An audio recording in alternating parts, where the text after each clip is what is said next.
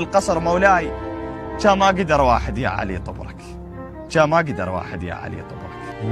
علي ويا الهوى اشتم، علي غلطان اللي يذم، علي بيه كلها ملتم، الحرب والنخوة والهمة، علي بظهره اش كثر يمه، علي بظهره اش كثر يمه، علي هو علي السمه، علي ما عنده كرسي ولا وزاره،